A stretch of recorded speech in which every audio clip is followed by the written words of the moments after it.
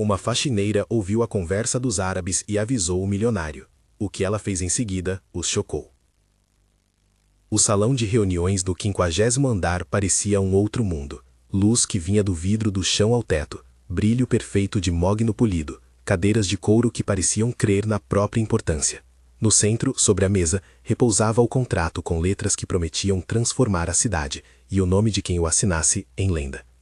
Taças de champanhe tilintavam, vozes calculadas comemoravam acordos, e um helicóptero prateado aguardava no heliporto do andar do terraço, pronto para levar os vencedores a uma festa que já começava nas nuvens. Julian Santoro estava no epicentro daquele brilho.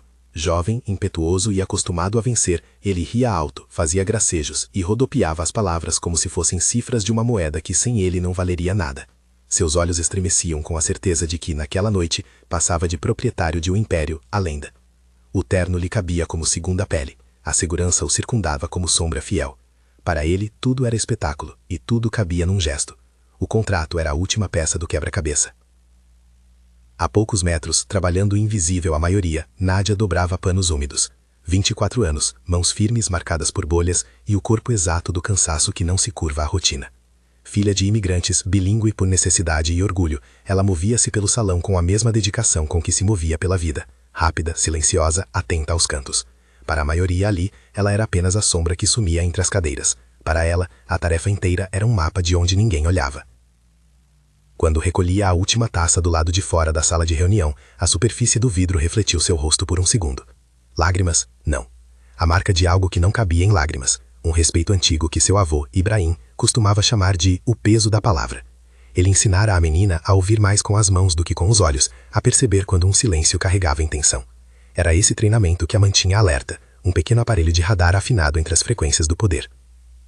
Ela já tinha ouvido conversas altas sobre acordos e sobre lucros, mas havia sussurros que só os que conheciam a língua podiam decifrar.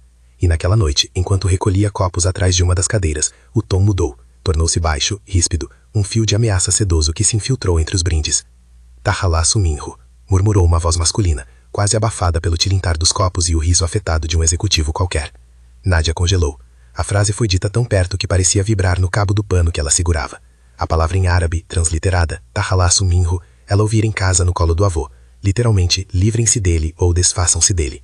Não era uma conversa sobre números. Era uma sentença. Por um instante, o mundo de manchas e brilhos se abriu em duas camadas para ela. Por cima, a celebração. Por baixo, a trama. Ela sentiu, com claridade, o gosto metálico do perigo. O avô Ibrahim vinha à memória. Homem curvado, olhos de carvão, que às vezes colocava a mão sobre o ouvido e dizia, com uma paciência cruel que parecia ter sido construída pela própria vida: lembre-se, Nádia, as palavras que a gente não entende, às vezes são as que mais matam. Ouça, aprenda, não se cale. Não era cena para que uma faxineira se intrometesse, dizia a voz do medo, mas inteligência é uma espécie de instinto de sobrevivência. Ela sabia que não podia sair apenas limpando os cacos do depois. Antes que pudesse decidir, o rito da noite já a empurrava para a ação.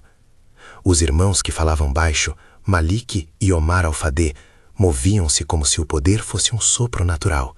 Magnatas do Oriente Médio, apresentados aos convidados com sorrisos diplomáticos, tratavam o mundo como se fosse um tabuleiro a ser disposto por suas próprias mãos. A frase lhes escapara, descuidada, talvez por arrogância, ou talvez porque para eles a ordem já estivesse dada. Nádia apertou o pano e por alguns segundos pareceu ouvir o relógio do mundo bater mais forte. A lógica do que ouvira se alinhou com o que suas emoções gritavam. Se aquilo era um plano e soava como um, Julian estava em risco. E se havia uma chance de evitar algo irreparável, sua obrigação moral se impunha mais alto que qualquer etiqueta. Ela deixou o pano sobre um aparador e foi até a porta da sala. Respeito, pouco. Determinação, sim. Ao empurrá-la, sentiu o ar da festa, as vozes, a música sutil e o cheiro do álcool. Caminhou para cima da mesa como quem atravessa dois mundos, um feito por quem manda e outro por quem sofre as consequências. Senhor Santoro, ela começou, com voz que tremia na primeira sílaba, e encontrou em seguida a firmeza que vinha do seu próprio sangue. Ouvi uma coisa, acho que quiseram dizer, Takalasso Minho. Havia algo de desarmante em como ela pronunciou a frase. Para quem não sabia árabe, eram apenas sons exóticos. Para os dois irmãos, a ignição de terror. Para Julian, foi como alguém ter empurrado uma pedra no seu lago de confiança. O silêncio caiu, não dramático, mas instrumental. As conversas se acalmaram até onde o poder permitia, e os olhares se voltaram para a mulher que se atrevera a interromper a celebração. Havia surpresa, uma pitada de divertimento e uma certeza coletiva de que aquilo seria resolvido com humor e uma pequena demonstração de autoridade. Julian sorriu, porque sorrir era seu ofício quando queria apagar alarmes menores. Obrigado, Nádia, disse ele, com a voz que parecia polida por máquinas de alfaiate. Muito preocupada, não acha? Temos pessoas para isso. Levantou a mão, chamando de volta a festa. Um assessor por trás do seu ombro riu e fez um gesto que significava: larguem o assunto. Mas a frase em árabe tinha caído ali como um açoite, invisível para muitos, letal para alguns. Ela tentou explicar. Traduziu as palavras, contou o que sentira, falou do heliporto, do modo como o mercado estava prestes a ser consolidado com aquele contrato, e de como planejar um acidente no helicóptero era uma forma fria de execução. As apostas eram altas, o tom low e calculado. O que escutou foi uma mistura de paciência fingida e desprezo real. Nádia, vá limpar ali, não há nada para se preocupar, disse-lhe um dos assessores, com uma gentileza cortante. Você está fora do seu lugar. Um guarda aproximou-se como um animal treinado. Precisamos que você saia, por favor. Humilhação tem texturas. É a água fria que vem dos sprinklers da vergonha, a luz crua de um holofote que mostra sua condição ao mundo. Eles a empurraram para fora da sala, com a condescendência de quem retorna um objeto quebrado ao seu lugar. Havia risos abafados. Havia também olhares que pareciam anotar cada movimento seu, como prova de que ela era exatamente o que imaginavam. Irrelevante. Quando a porta se fechou, o estômago dela apertou. Mas a frase ecoava. Ela sentiu que se fizesse nada, as engrenagens escondidas no vidro e no metal daquela noite poderiam entender a palavra takalasso como instrução, e a instrução como destino. Dentro de si, a escolha foi rápida e definitiva. Havia risco de se queimar, de perder o emprego, de sofrer retaliação. Havia também a possibilidade de salvar uma vida. Para Nádia, a dignidade do que se evita era maior que a rendição ao medo. Ela voltou, silenciosa, pela mesma porta que agora se abria para um evento que pressentia déjà vu de tragédia. Alcançou a parede lateral, onde, encaixada discretamente, estava a alavanca manual do alarme de incêndio. Um dispositivo vermelho, simples, com letras gastas pelo tempo. Não era heroísmo cinematográfico. Era uma ação técnica e prosaica. Puxar o botão público que faria as sirenes gritar e os sistemas de segurança entrarem em modo emergência. Quando puxou, um som grave percorreu o ar antes mesmo de qualquer luz se apagar. Havia um segundo de confusão, um tempo quase religioso entre um gesto e sua consequência. Então veio o jorro de água. Os sprinklers, fiéis à engenhosidade humana, abriram e transformaram a noite em chuva. O salão, com o brilho arrogante de antes, transformou-se em um palco desalinhado. O mogno escorreu, o papel do contrato ficou pontilhado de gotas, as taças perderam sua majestosidade e caíram produzindo um som seco que parecia, naquela tempestade repentina, muito menor do que a tragédia que poderia ter ocorrido. Os seguranças reagiram instantaneamente. Protocolos que eram teorias há 1 minuto passaram a ser ordens claras. Heliporto em modo de bloqueio, ascensores travando, portas de acesso sendo isoladas. Em um prédio com vista para o céu, a possibilidade de decolagem desaparecia como fumaça. Nádia observou, sem saber se as mãos tremiam mais por ter conseguido ou por medo do que viria. Os convidados correram, uns pela surpresa, outros pela indignação de terem um momento estragado. Entre os convidados estavam os irmãos Alfad, agora de pé, encharcados e com a expressão que oscilava entre surpresa e raiva. Malik, o mais velho, apertou os lábios. Omar, mais nervoso, observava Nádia com olhos que buscavam explicação e encontravam afronta. Ela repetiu, com voz firme, a frase que ouvira. Takalasso Minho. Livrem-se dele. A tradução do som em sua boca ecoou no lobby como algo que, a partir daquele momento, deixava de ser sussurro para tornar-se acusação. Julian, do lado de dentro, não teve o gesto final de punir. Havia algo em seu rosto que mudou. Não era apenas surpresa. Era um fio de dúvida. Aquele homem que sorria investindo na certeza de seu reinado, por um instante sentiu um tremor. Talvez por medo, talvez por orgulho ferido, talvez porque a ideia de que alguém, uma funcionária, dissesse uma coisa tão grave o atingiu de forma íntima. Ele ordenou a inspeção do helicóptero. Era uma medida prática, plausível, e dizia para o público: eu levo a sério a minha segurança. Mas embaixo daquela medida havia também a necessidade de ver quem eram aqueles que podiam conspirar contra ele. Os irmãos não pareciam dispostos a aceitar as ordens com serenidade. A linguagem de poder deles era outra. Havia um movimento de corpo que dizia: não somos homens que se assustam. Mas quando Nádia repetiu a frase em árabe, a reação foi visível. Uma pequena contração no maxilar, um marejar que parecia lutar para não tornar-se confissão. No meio do caos, houve uma decisão que ninguém ali poderia prever. Julian, em vez de deixar os Alfade irem embora com pressa, o que poderia partir o problema junto com a corrida deles, decidiu, por orgulho ou por lógica tática, não recuar. Ele se levantou, enxugou a jaqueta encharcada e fez um gesto que surpreendeu tanto seus assessores quanto os irmãos. Vocês vão comigo. Vamos conversar no carro. Não sairei daqui sob pressa. E a moça, ele olhou para Nádia, vai com a gente, para que não haja confusão sobre quem disse o quê. Havia naquelas palavras algo próximo de arrogância e também um brilho de intenção que só ele conheceria realmente. Chamar Nádia para o carro, aquela mesma mulher que fora humilhada e expulsa, era um movimento ambíguo. Por um lado, expunha-a novamente. Por outro, servia de isca ou de prova. Se os irmãos tivessem planejado acabar com ele, talvez não o fizessem na frente de tanta gente. Nem sempre o assassino escolhe o palco mais limpo. Ela, molhada, exausta e com o pano ainda na mão, sentiu o peso do olhar dos presentes. A presença dela no carro podia ser um escudo simbólico, ou uma sentença. Mas seu pulso tinha memórias do avô.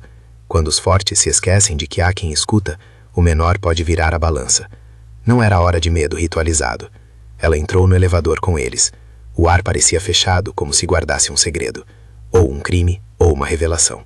No saguão, o motorista de Julião os aguardava, com o uniforme maculado e um rosto que dizia que preferia não estar ali. A polícia foi chamada por protocolo, técnicos subiram ao heliporto para a inspeção e o mundo parecia politicamente correto por fora, uma tempestade de procedimentos e papéis oficiais. No assento do carro, contra o couro, o cheiro da cidade viria em breve, e uma tensão elétrica preenchia o espaço pequeno onde 3 mundos, o do poder, o do dinheiro e o do invisível, estavam prestes a colidir. Enquanto o veículo descia, Nádia pensou no avô. Lembrou-se do dia em que ele a levou ao mercado e, diante de um vendedor exaltado, ensinou-a a ouvir as bocas como quem lê um mapa. A língua é chave, ele dizia, mas às vezes a chave abre portas que querem que você vire as costas. Aquela chave que seu avô passara a ela era agora a mesma que poderia abrir a porta para a verdade, ou para uma câmara. Dentro do carro, o silêncio era cortante. Malik e Omar sentaram-se lado a lado e trocavam olhares que contavam histórias de viagens longas, acordos complexos e uma paciência forjada no tempo.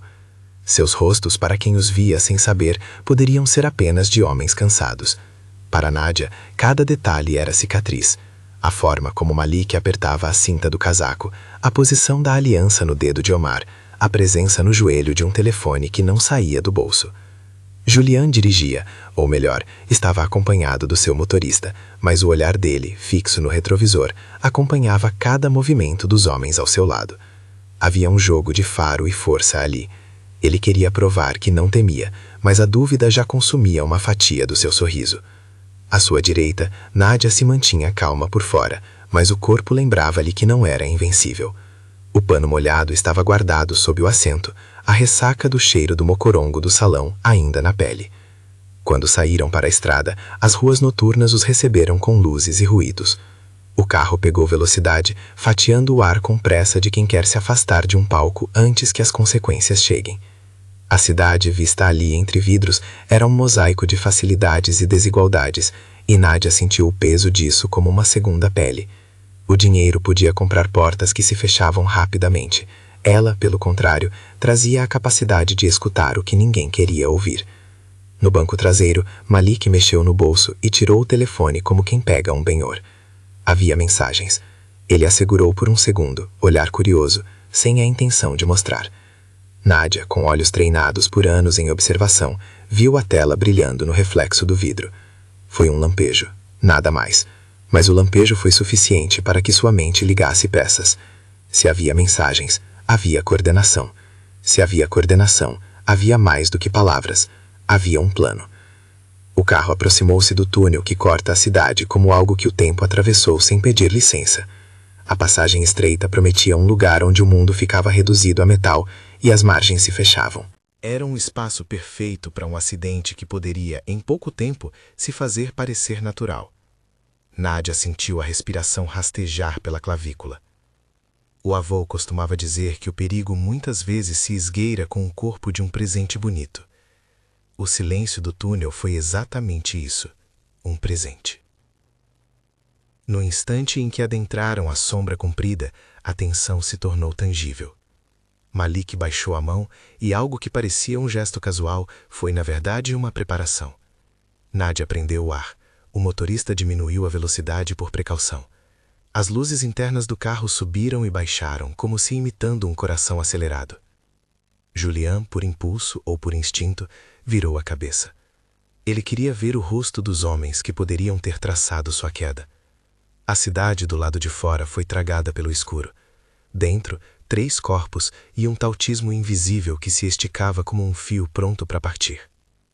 Nádia sabia o que vinha a seguir, ou ao menos a probabilidade do que vinha. A palavra dada em sussurro, a água dos sprinklers, a humilhação pública e o gesto que a levou de volta à sala agora apontavam para um momento de passagem. Ela já não era a menina do pano. A escolha de puxar o alarme foi uma declaração. Mas ali, naquela concessionária de ar frio e paredes que ecoavam a velocidade, a verdade e a violência estavam a um passo de se encontrar. O túnel os recebeu com sua garganta estreita. As luzes zigue-zagueavam. O reflexo na janela fez com que Nádia visse por um segundo não só seus olhos, mas a figura do avô ao seu lado, como se ele sussurrasse. A língua abriu a porta. Agora, mantenha-se firme. Ela encolheu a mão, tocou o pano guardado e esperou o som que faria dela mais que uma testemunha. Quando o carro entrou na escuridão total, um ruído surdo, um ruído pequeno como metal esfregando metal, aconteceu.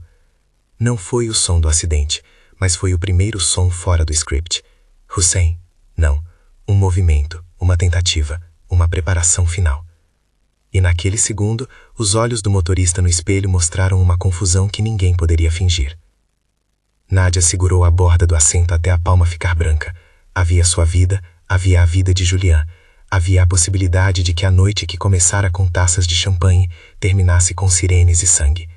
Mas antes que pudesse reagir, antes que o corpo tivesse tempo de se mover em defesa, algo aconteceu. Uma mão tocou seu ombro, não de maneira agressiva, mas com intenção de firmar. E era a mão de Julian. Siga meu olhar, ele sussurrou, voz diferente da que usara na sala de reuniões. Não havia mais o brilho do vencedor, havia uma urgência crua.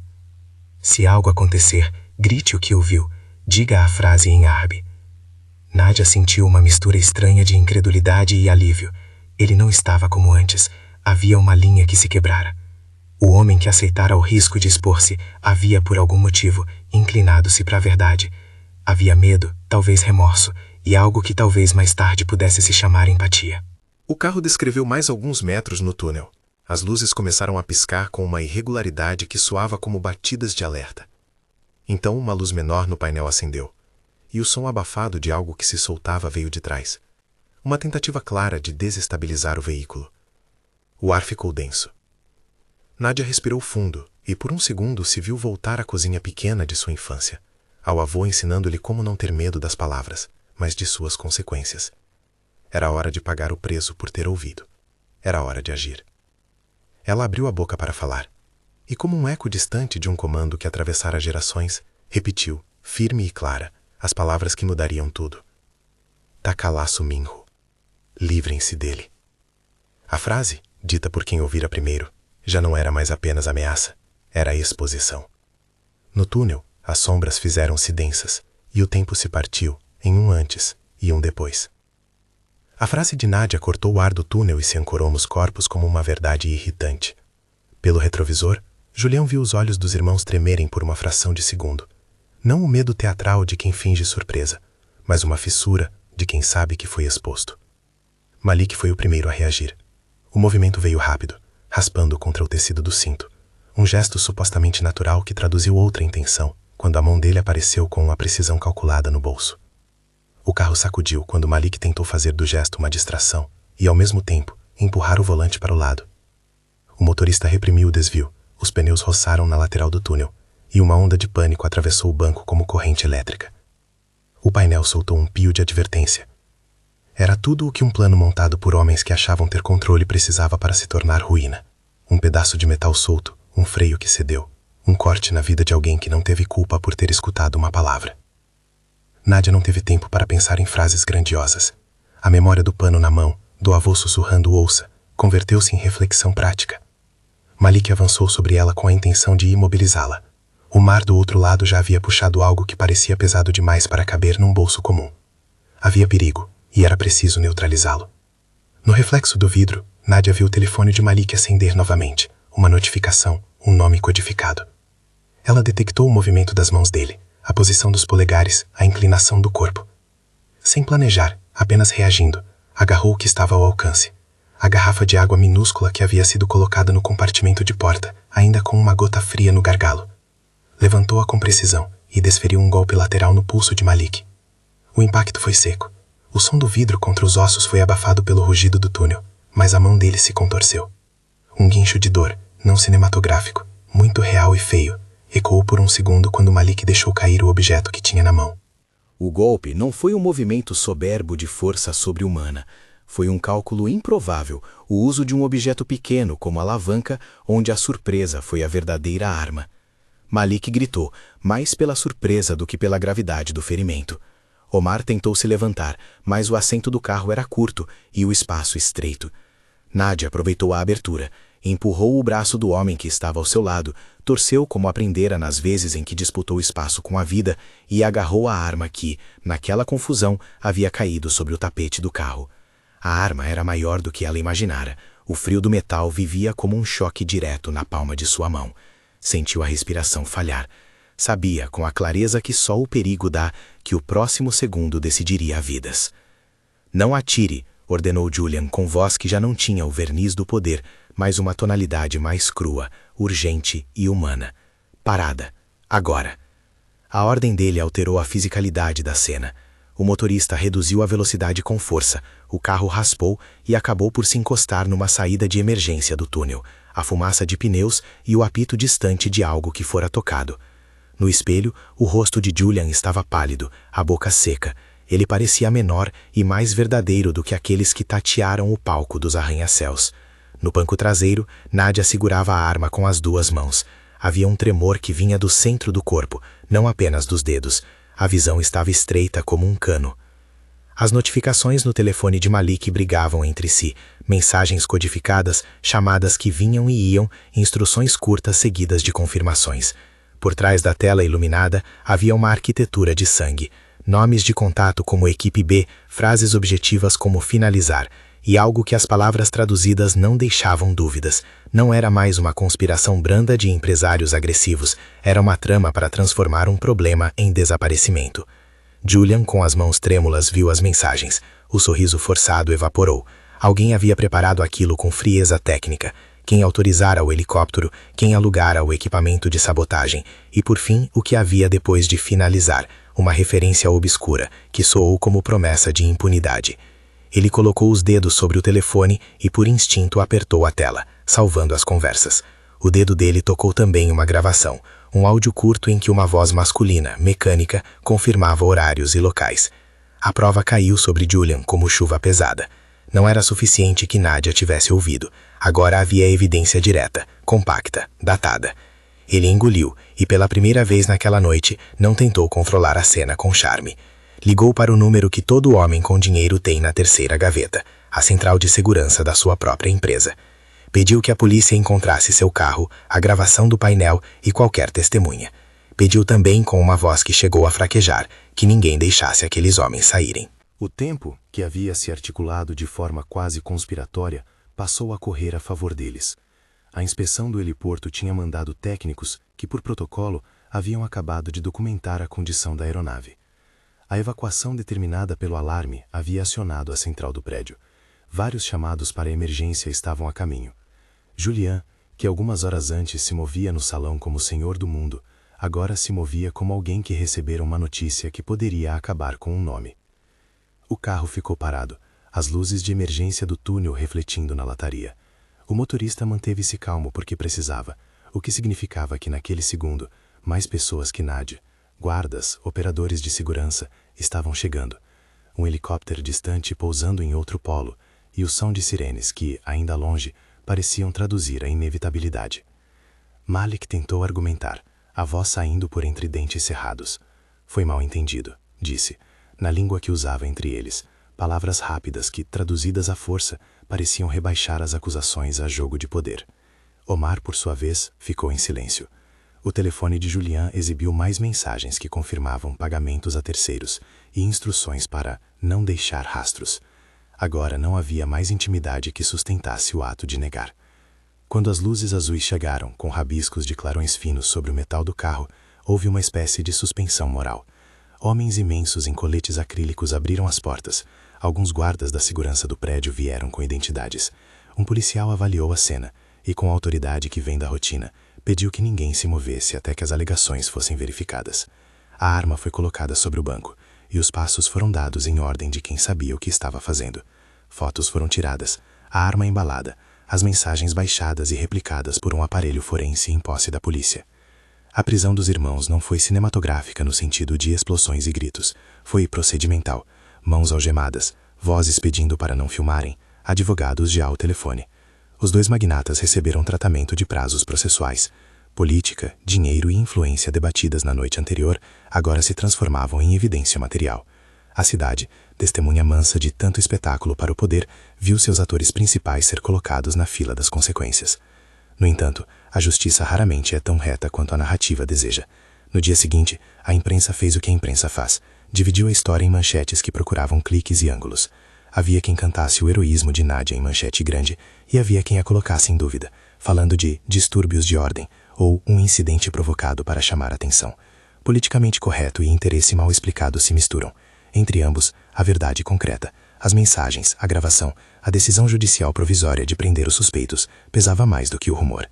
Nadia, com o pulso inchado e o corpo marcado por arranhões antigos e novos, deu declarações curtas. Não gostava do centro, não gostava das câmeras, mas aceitava que tinha feito algo que salvou vidas. A personagem invisível que varria rés do chão transformara-se em peça central de depoimentos, e o que mais a incomodava não era a exposição, mas a sensação de que todos, de repente, viam apenas a história espetacular, e não a pessoa que havia passado anos ouvindo espelhos, tapetes e palavras. Julian, por sua vez, passou por um processo que não podia ser resumido a um editorial. Nos dias que se seguiram, viu seu nome circular em redes e jornais.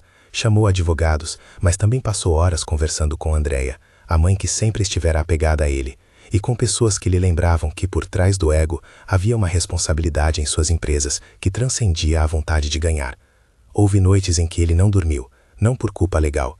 Por enquanto não havia acusação contra ele, mas por algo que latejava como remorso.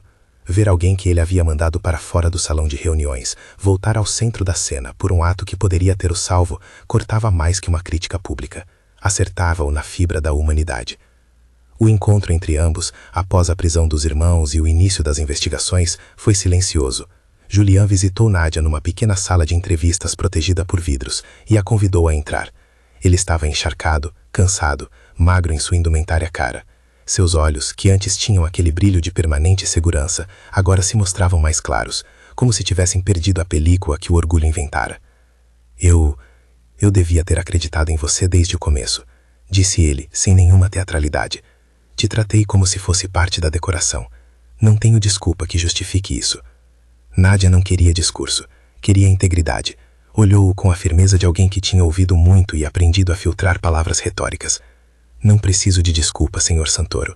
Preciso ver que algo mude de verdade, que o que aconteceu aqui não se repita. Não quero esmolas, quero segurança para minha família. Quero que a língua que aprendi com meu avô seja respeitada. Era um pedido simples e ao mesmo tempo profundo, não ser reduzida a símbolo. Julian escutou, e naquele escutar encontrou uma solução que não cabia em notas bancárias. Prometeu usar sua influência para criar um fundo de proteção a funcionários vulneráveis em sua empresa, um programa de treinamento, canais de denúncia anônima, apoio legal em caso de ameaças. Também ofereceu custear alfabetização digital e estudos superiores para Nádia, para que a arma mais poderosa que ela carregava, o idioma, se transformasse em ferramenta de ascensão social real. Nádia hesitou. O oferecimento de Julian poderia ser visto como uma nova forma de poder que tentava reconfigurar as relações entre eles. Mas havia na proposta a semente de autonomia. Não um cheque para calar, mas oportunidades para escolher. Ela aceitou parte do que foi proposto, o curso e o suporte para sua mãe, porque sabia que dinheiro não cura tudo, mas abre portas. Recusou, no entanto, qualquer cheque que parecesse compra pela sua coragem. Dignidade não se compra, se reconstrói. Julian aceitou a recusa sem implicância. Aquela negociação curta foi talvez uma pequena prova de que o orgulho poderia se transmutar em responsabilidade. Os irmãos Alfade enfrentaram investigação, exatos despachos legais que não poderiam ser desviados pela influência noturna. Seus defensores tentaram atenuar as acusações, alegando interpretações e mal-entendidos. A polícia, armada de mensagens e gravações, manteve o caso. Havia na investigação a comprovação de que haviam articulado processos que transbordavam a ética. A prisão temporária preservou o escopo do inquérito. No fim, a justiça faria seu percurso, lento, ritualístico e por vezes imperfeito, mas não tão lento a ponto de deixar o episódio se dissolver numa avalanche de elogios vazios. No episódio midiático que sucedeu, houve críticas a Julian. Muitos o acusaram de ter demorado a agir, de ter priorizado a imagem em detrimento da segurança. Ele ouviu aquilo e, confrontado com sua falha, fez algo que nem todos os homens de fortuna fariam. Permitiu que a sua falha fosse examinada publicamente e deixou que as medidas que anunciara fossem monitoradas por um comitê independente. O orgulho lhe custou imaginação, e ele pagou essa conta. Para Nádia, aquilo não tornava o processo menos doloroso, mas mostrava que mudança exige exposição e paciência. A vida de Nádia continuou, nas linhas pequenas que compõem a verdadeira sequência da existência. Foi ao hospital para cuidar do pulso, as bolhas nas mãos levaram mais uns dias para sarar, recebeu mensagens de solidariedade de vizinhos e desconhecidos. Teve que comparecer a inúmeros depoimentos. A polícia não se sustenta apenas em imagens, quer ouvir os presentes com exatidão. E ela repetiu a história muitas vezes, com paciência e um cansaço antigo se novo. Alguns dias depois, recebeu uma ligação da mãe. Havia um medo natural de retaliação. Nádia quis e conseguiu assegurar que medida nenhuma se transformaria em vingança. O sistema, as coisas burocráticas, por vezes depende de insistência. Ela teve de ser insistente. No enterro do avô Ibrahim, a que foi levada com simplicidade, reuniu-se com a família. O túmulo era pequeno, marcado por uma lápide gasta e um vaso de flores plantas, com mãos que conheciam o trabalho. Ali, onde tinha começado a entender o valor da palavra e o peso da escuta, Nádia sentiu que havia fechado um ciclo. O que a fez chorar não foi a fama repentina nem as manchetes. Foi, sobretudo, a sensação de que o ensinamento do avô, ouça e não se cale, tinha encontrado uma aplicação no mundo real. Ela colocou as mãos sobre a pedra e, por um instante, conversou com o homem que a ensinara a identificar ameaças no murmúrio do idioma. Você tinha razão, disse ela para a lápide, sem teatralidade. A língua é chave. Havia na voz dela a mistura de cansaço e de tranquila convicção. O funeral foi simples. Não houve discurso inflamado. Apenas pessoas que a amavam e que reconheciam que a vida pode mudar de rumo a partir de pequenos atos. A repercussão da história levou a debates em mesas redondas. Empresas perguntaram como poderiam proteger funcionários vulneráveis. ONGs buscaram usar o caso como exemplo de denúncia e proteção. E alguns programas propuseram treinamentos multilingües para equipes de segurança. O que começou como um evento localizado tomou um alcance de política pública.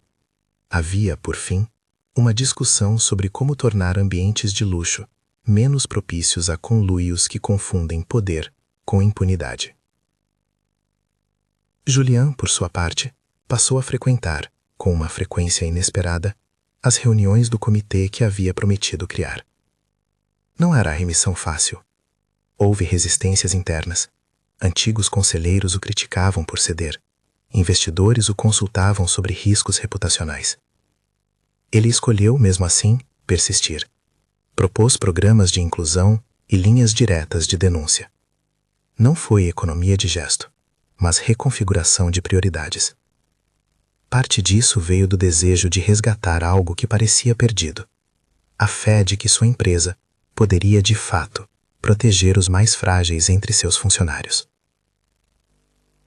Meses depois, em um auditório de uma universidade da cidade, Nádia subiu ao palco a convite de um centro que combatera a precarização do trabalho.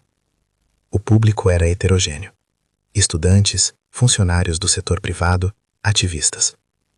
Ela não buscou aplausos. Falava com a voz firme de quem foi ao fundo do poço de uma vida comum e voltou com marcas e decisões. Pediu, sobretudo, que a língua fosse vista como ponte e não ameaça. Contou uma parte do que vivera, sem sensacionalismo. Falou do avô, do peso de uma frase curta em uma língua desconhecida por muitos ali, e de como a coragem pode ser apenas a insistência em insistir, persistir em dizer o que é necessário, mesmo quando ninguém acredita. Não fiz nada de heróico, disse ela. Fiz o que meu avô disse. Ouvi e não me calei. A palavra precisa ser respeitada. A invisibilidade social é uma escolha do poderoso. Eu decidi não aceitar ser invisível. A plateia aplaudiu, não por espetáculo, mas por reconhecimento. Havia quem viesse agradecer após o evento, outros que queriam saber como agir em situações complexas. A vida de Nádia já não cabia apenas no corredor de um prédio. Entrava em salas de aula, reuniões e listas de e-mail. Existem, ela aprendeu, formas de traduzir dor em ação coletiva.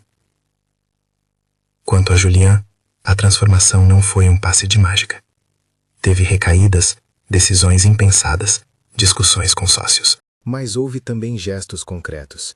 Um programa de proteção a denunciantes implementado em suas empresas, um fundo para a educação de filhos de funcionários e, sobretudo, um reconhecimento público do erro. No aniversário do episódio, ele enviou uma carta a Nádia, não como um gesto de autoafirmação, mas como uma nota de compromisso. Aprendi a olhar, escreveu. Aprendi que o pouco que você me disse foi suficiente para salvar vidas. Prometo trabalhar para que ninguém mais tenha que gritar para ser ouvida. Nádia guardou a carta, não como troféu, mas como prova de que as palavras podem, quando acompanhadas de ações, alterar destinos. Ela continuou trabalhando, mas agora com oportunidades que antes não existiam. Fez cursos de gestão, inscreveu-se em aulas noturnas, começou a aprender a manejar o mundo institucional que a ignorara por tanto tempo. Não se transformou num símbolo sem falhas, continuou sendo humana, com medo e com força. Recebeu propostas de emprego que prometiam melhores condições e escolheu uma que a deixava mais próxima da independência do que de qualquer gratificação momentânea. O processo legal contra os Alfadi resultou em desfechos que seguiram a lógica dos tribunais, uma série de acusações formais, negociação de penas e julgamentos que duraram meses. A imprensa pouco a pouco voltou sua atenção para outros escândalos, e a história que fizera eco foi lentamente ocupando outro lugar na memória coletiva. Não como espetáculo, mas como caso de estudo. Para Nádia e sua família, o que ficou foi a certeza de que uma ação simples, informada e corajosa pode retirar da penumbra uma injustiça. No entanto, havia um preço pessoal. Nádia passou por noites em que o corpo reclamava e a cabeça pesava. Havia dias em que se perguntava se o custo havia valido. Lembrou-se do avô e das contas de luz atrasadas, das janelas em que crescia a fome de um futuro melhor. Mas, mais frequentemente, lembrava-se das pequenas conversas com a mãe, do riso apressado da irmã, do futuro da família sendo reescrito linha a linha. No túmulo de Ibrahim, em dias posteriores, Nádia falou para si mesma sobre dignidade. Não havia pompa no lugar, apenas terra e nomes desgastados. Ela deixou flores e uma fita com a frase que ensinara: ouça e não te cales.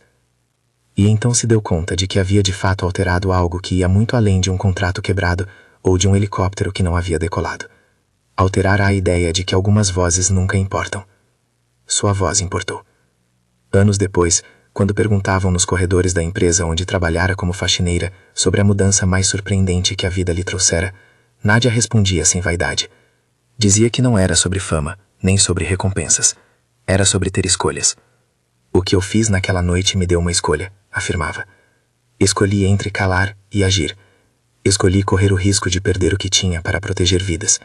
E isso me deu o poder de escolher, desde então, para onde minha vida iria. A cidade, que poucos lembravam por muito tempo, continuou a girar. O arranha-céu voltou a iluminar as noites, o heliporto foi vistoriado com mais cuidado, e em corredores e salas de reunião surgiu mais de uma política interna que obrigava os poderosos a olharem para baixo antes de darem passos que significavam eternidade para outros. Nada disso foi perfeito. Havia resistência, tentações de silenciar vozes incômodas, interesses que pipocavam. Mas cada vez que uma história parecida surgia, um plano exposto por quem trabalhava atrás das cenas, havia precedentes para acolhê-la. A mudança foi lenta, como quase todas as coisas importantes. Nádia nunca se transformou numa heroína mitológica. Continuou a lidar com contas, com dias longos e com a dureza do trabalho.